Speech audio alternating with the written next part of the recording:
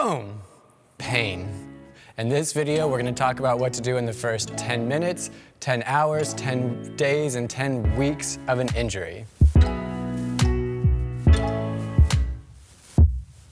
And now's when you say, it was out of focus the whole time.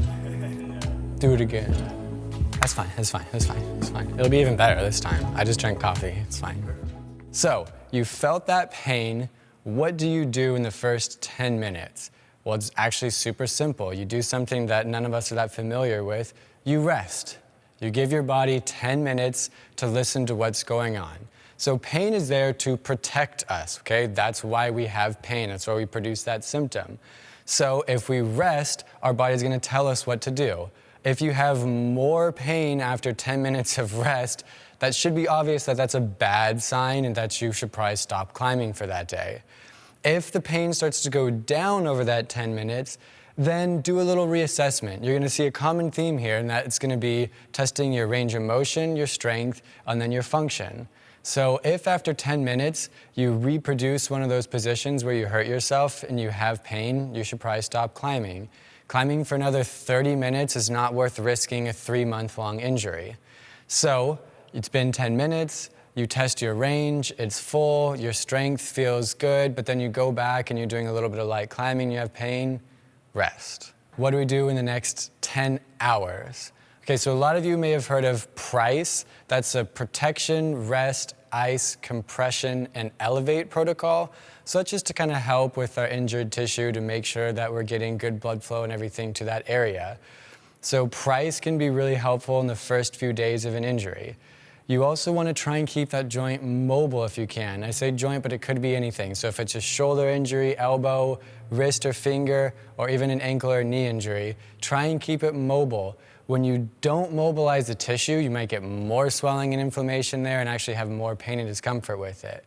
Now keep in mind, if it hurts to mobilize that joint, you should probably go seek professional help because you may have damaged tissue more than you think you have.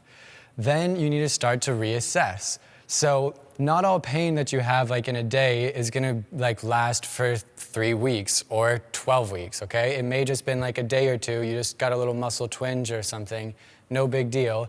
So reassess. How is your pain? Do you have any at rest? No. How about with your range of motion? Can you go through full mobility without pain? Great. Then test your strength. If you resist that muscle that you hurt, does it have pain? And then finally test your function out with it again. So you need to be able to clear them in that order. So let's look at 10 days. So 1, it's always gonna be testing, again, your mobility. So you need to have full mobility. Say it's been 11 or 12 days since your injury and you still don't have pain-free range of motion at that joint that you injured. Again, consider how much pain you have, maybe seek professional help, otherwise give it more time. On the flip side, so you go through that range of motion, your mobility feels fine, pain-free, start to test your strength. If you have pain-free resisted strength, then you can go into that function and you get back to more return to sport testing. So that's what you'll do over that time frame. Once you can clear those 3 levels, that's when you can start to return back to your sport. So if you're still having pain at 10 weeks, you need to go see a specialist. That they may be able to help with your healing, they may be able to help with whatever issues going on, give you more strength training. Maybe your joint has lost mobility because you didn't keep it mobile enough. Seek professional help.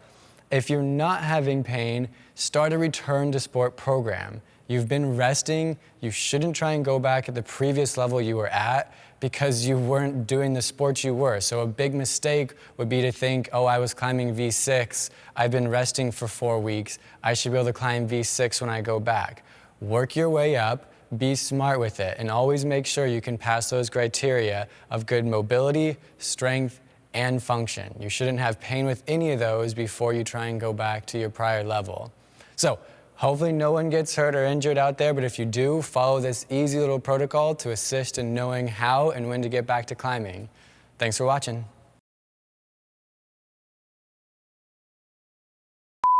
Okay, it's been a long time. I don't even remember what I do. You can mess up a few times if you want. Okay, I figured out what I'm gonna say. Words, words, words. Yeah, it's fine, but I do think we should do it again with more energy. Okay. Because you sounded very knowledgeable, but slightly too all about the inflection in the sentence. It's all about the inflection in the sentence. You should say words for a living. I should say words for a living. Really good at wording. Wording is a specialty of mine. Word, word, word, word, word.